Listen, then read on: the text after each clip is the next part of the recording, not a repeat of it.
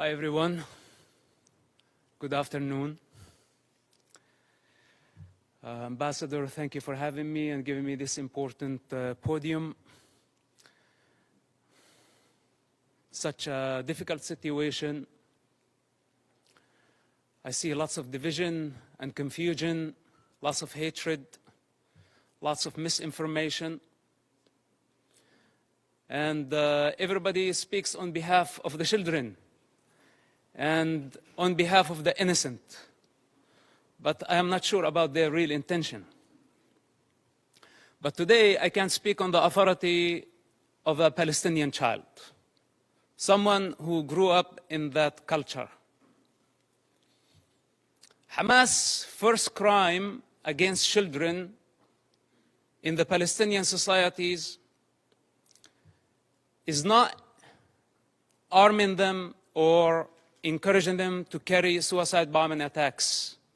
It's the religious, ideological indoctrination that I had to go through.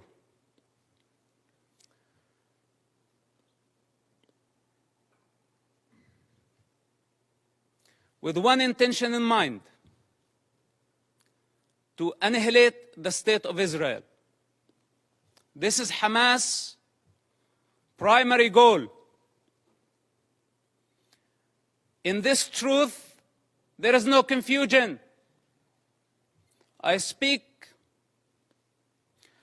as first-hand witness on Hamas and their intention. My father is one of the founders of Hamas movement. I was there when Hamas was born.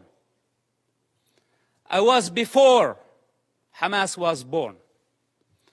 And as I said before, I will be there after Hamas is dead.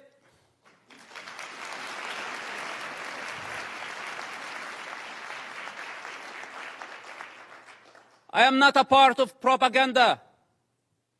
I don't work for nobody. I only represent myself. And on this authority, I speak. So don't be mistaken and take my words very carefully. Hamas is committing a crime against this generation and the next generations to come. So blaming Israel is not going to solve the problem. Imagine a 10-year-old child. When I disobeyed Hamas, I was tied up to a post and I was whipped by Hamas top leader. And I don't want to mention his name because he's not worthy.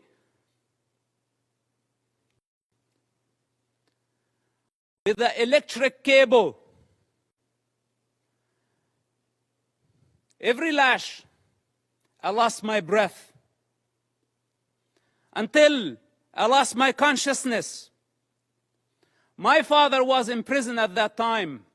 And this leader thought that he was my mentor. This is Hamas discipline. This is how they wanted me to be. To become a violent savage like them. And the very basic intelligence of a child, when I felt that was not natural, it wasn't. But I had still to go to the mosque to please my mother and please my father and obey this type of monsters. I hate to talk about my personal struggle. And I hate to be in a position to be at defense. He also don't like to be at defense. Because this is what Hamas did to Israel on October 7th. They put all of us at defense. But this doesn't mean that we are not going to win the war.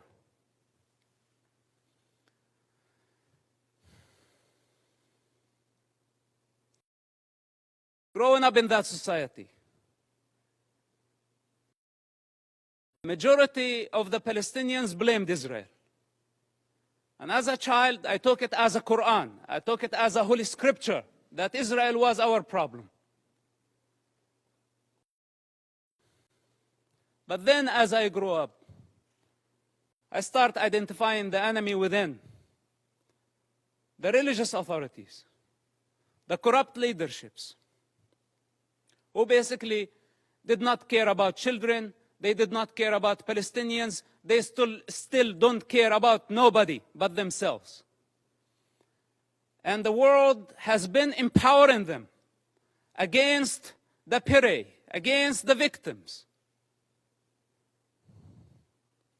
This has to come to an end. Let's put my childhood on the side, because maybe a child does not see things for what they are. Maybe I was very bad. I misbehaved myself as a child to deserve to be beaten up again and again and again by Hamas leaders. And some people say, is it a personal problem? Well, it is a personal problem. Do you have any problem with me having Hamas problem as a personal problem? It is a personal problem. And I swear I will not die before I see Hamas dead. Can I make this a goal to my life?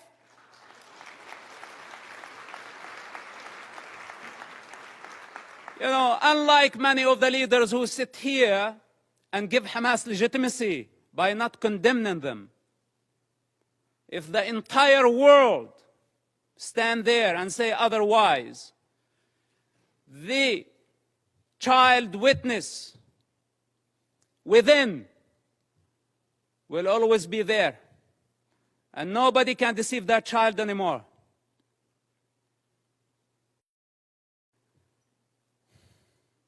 Then, as I grew up, I become the Hamas or the Islamic student movement president in our town. And I became part of the movement. It's just out of the love for my father and our family.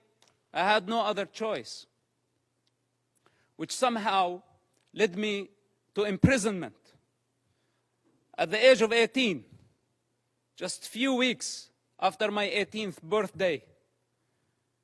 May 28, 1996.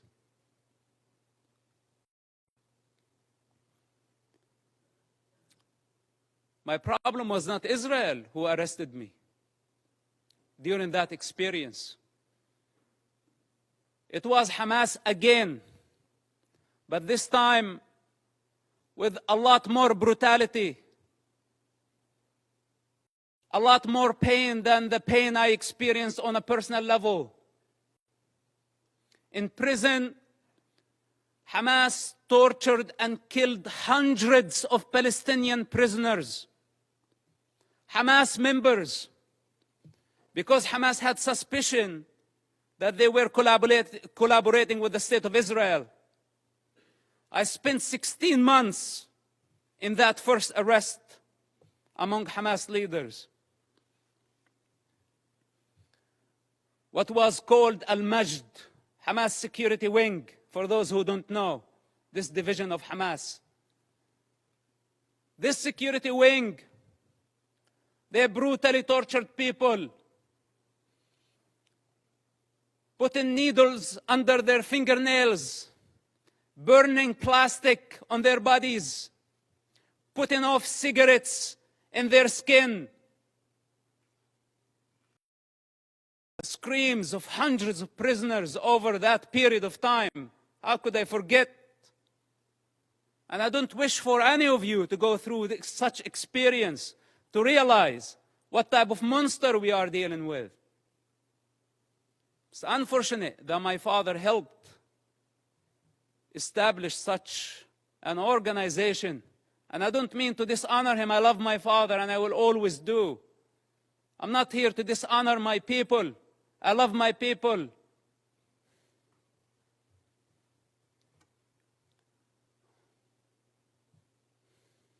But I cannot believe how far Hamas was able to travel in this madness, and we could not stop them. After I was released from prison, I made very hard choices. And I don't have the time to go through all my motives, but yes, I had many motives. Many motives to fight against Hamas, and I still do. And nobody can get in my way. Not even the United Nations.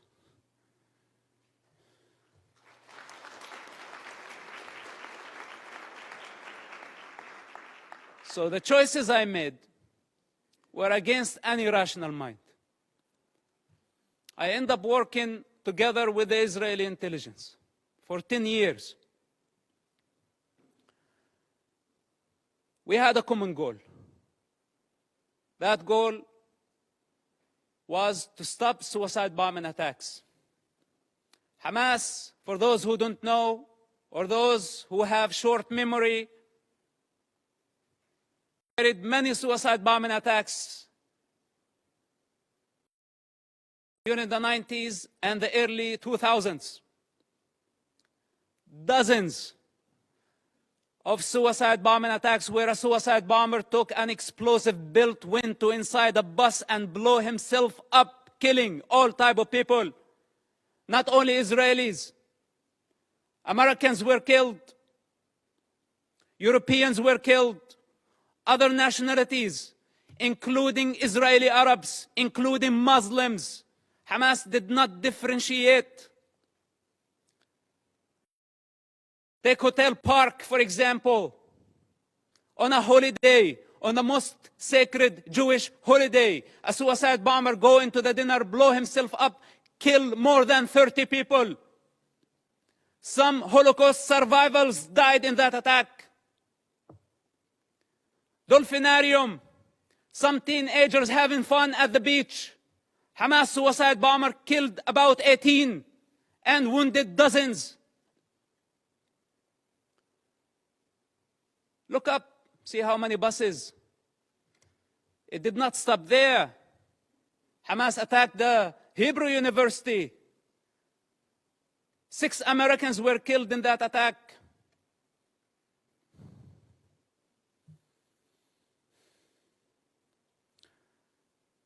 They targeted synagogues. They targeted everywhere. Knowing the Israeli retaliation, they invite violence. They love violence. Hamas, without chaos, cannot survive. It's their climate. This is where they thrive.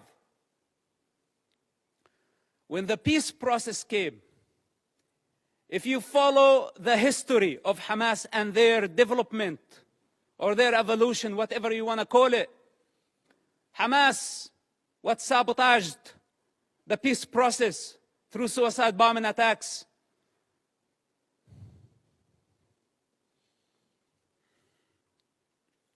And they don't have a vision. That's the problem. Because nobody can satisfy their ambition when they are waging a holy war. We're not talking about IRA.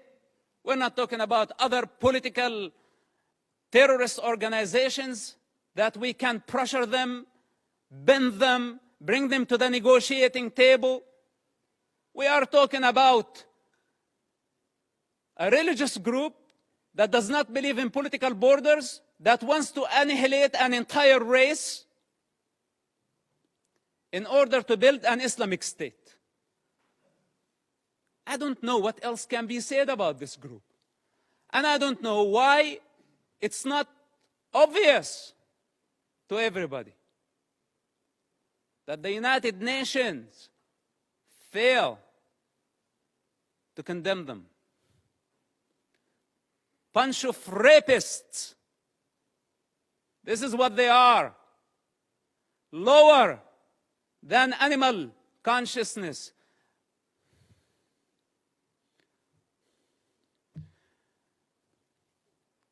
So, I don't speak only on the authority of that child, and someone who grew up in the Palestinian territory, I also speak on the authority of someone who has 10 years of experience in a counter-terrorism of the Israeli intelligence. It took us 8 years to capture someone by name Ibrahim Hamid. This mass murderer, 8 years he hid in a small town of Ramallah, less than 20,000 people.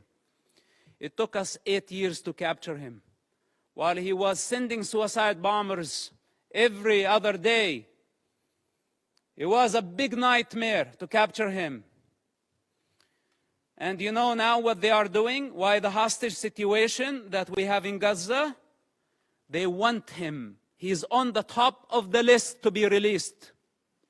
Ibrahim Hamid, remember his name? Look him up. They want mass murderers to go back to the street. And if you ask yourself, the guy that you saw earlier, Yahya Sinwar, with the child and the rifle, this guy was released just recently, part of the prisoner exchange with Israel, when Israel had to release more than 1,000 Hamas members to return one Israeli soldier back to his mother. And Hamas had a taste to that. So they thought this time they can go and bring 200 hostages and more. So they can bring the only true democracy in the Middle East to its knees. This is why it's a very brutal war. For those who are in the intelligence communities, they understand the significance of this. And they know that that Israel cannot release more Hamas terrorists. Because this guy, you saw, Yahya Sinwar, he is the mastermind behind the attacks on October 7th. And how can Israel afford, or how can any of you validate or prove the release of mass murderers back to the street so they can carry a lot more terrorist attacks and hijack an entire society, use hundreds of thousands of people as human shields? Is this our way of solving the problem? We need the correct vision. First of all, we need to identify the origins of suffering, where it's coming from, where does it originate from. We need to identify the disease. Then we can provide the cure. Up to this point, we haven't identified the disease. And for those who know the problem, they don't have the courage to stand and say, we have a problem with Hamas. But most of us have our own calculations. From Russia to China to the rest of the superpowers, given Hamas cover. Hamas gave the attacks on October 7th as a birthday gift to Putin. For those who did not make the connection. And I don't want to go farther. Now nobody's talking about Ukraine, using Hamas as the wild card in the Middle East, igniting a religious war to just divert your attention somewhere else. All those criminals, whether they were high profile or low profile, they are all savages. They are all enemies of children and enemies of humanity. The United Nations and the rest of the international community have empowered con men who used what's so-called Palestinian cause to become richer. They were seeking power and wealth. They did not care about the Palestinian people. As the children of Gaza sink in despair and poverty, leaders of Hamas, along with their families and their entourage, enjoy the Four Seasons Hotel in Doha, Qatar.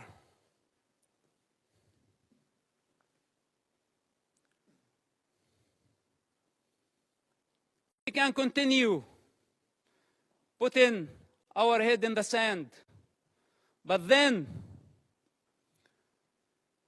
we have escaped our responsibility. I can go on and on for hours, or should I say for 45, 6 years of my life. But I don't have the time. I don't have the time.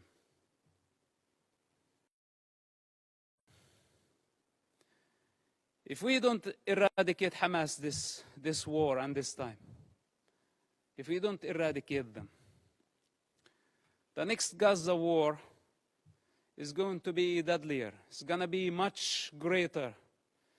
If today we are complaining about 10,000 casualties, even though I'm not sure about the numbers because it's Hamas statistics, I don't trust anything they say or anything they do. But even if it was true, it's actually a miracle that we have only this number. The next war, we will be talking about hundreds of thousands. This is the 4th war with Hamas and the 5th war in Gaza, because also Islamic Jihad had their own war. If we don't eradicate Hamas and other terrorist groups in Gaza this time and give Gaza back to the people of Gaza, we will give them legitimacy. We will show them that we are afraid. And tomorrow, they will come back with vengeance. What made Hamas attack this time a lot stronger than the past wars? Because under the international pressure, we had to negotiate with them. And we had to give them legitimacy. This is what encouraged them and gave them power. You know, Qatar, for example, it's a member of the United Nations, playing the mediator, etc. They could have fooled me. They are the ones hosting Hamas. They are the ones who have been funding Hamas. Russia, Musa Abu Marzouk, a Hamas top leader, was in Moscow just yesterday. Okay, to be more accurate, a week ago. What's this? Where democracies should be united in fighting such savages. All of us saw Hamas, you call a hostage situation, but you want the true term Hamas uses for this? Booty. It's not even hostages. It's not war prisoners. All of us saw Hamas, savage, grab a teenager girl from the neck, pushing her into the unknown. That's your very freedom. That girl represents your freedom. And none of us thought about the mother of that kid and how she felt about seeing her daughter being dragged that way by a savage who wants to dominate, who sees women as a property. This is how Hamas sees women, a property, something they can own. As they want to own territory, more territory, their lust, their sexual lust, their lust for power, their lust for territory.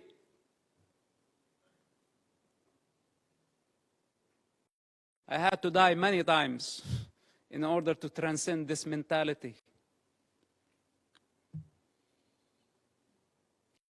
So we are talking about a big problem. It's beyond Israel. And here is the danger. And with this, I will conclude. The danger if Israel fail their war in Gaza, which is a brutal war, Because if it was open war, Israel would annihilate Hamas in no time, matter of hours, let's say days. Hamas is finished. But since Hamas strategy, it's a strategic thing of Hamas to take human shields. This crime cannot be forgiven. None of us should forgive this crime. Gambling with children's blood for political gain, it doesn't get worse than this. So Israel now got stained by blood. This is what Hamas wanted to happen from day one. They wanted to sacrifice thousands of children so Israel can take the blame.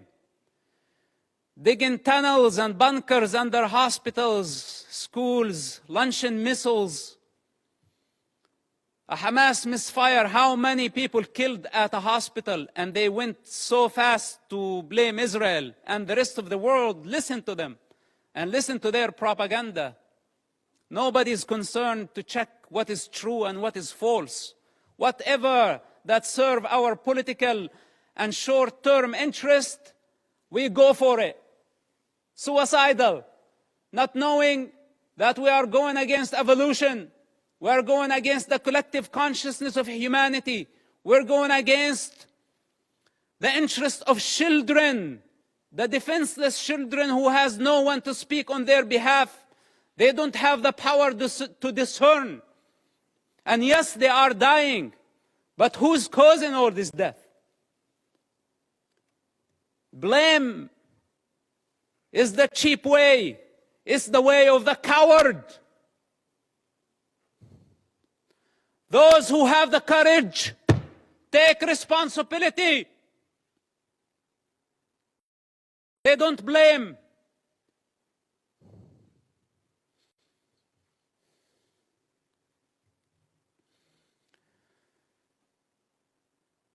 If Hamas is not defeated, if Hamas is not eradicated in Gaza, we will set the model. We will give the freedom to so many radical groups around the world, especially in Europe. Because many of ISIS have fled to Europe under civilian cover. They are sleeping cells in Europe. And there is a migrant problem in Europe. And there is an Islamic problem in Europe. And this is just a warning. If you really care for the global security, and I speak as a person who was part of the counter-terrorism effort against radical Islamists, if Hamas is not defeated in Gaza, it will inspire many groups around the globe. They will see that few thousands of savages can blackmail the international community, the superpowers, and bring democracies to their knees. Many of them are watching now, and many of them are very happy about how the world is responding. And many of them are satisfied to see the state of confusion and fear and anxiety. This is the time to get united. Because if Israel fails in Gaza, all of us, we will be next. Thank you for listening, and thank you for giving me the opportunity. May God bless all of us and protect our children, not only the Palestinian children, but also the Israeli children. Bring the hostages back to their families. And may God bring peace to this divided world. Thank you very much for listening.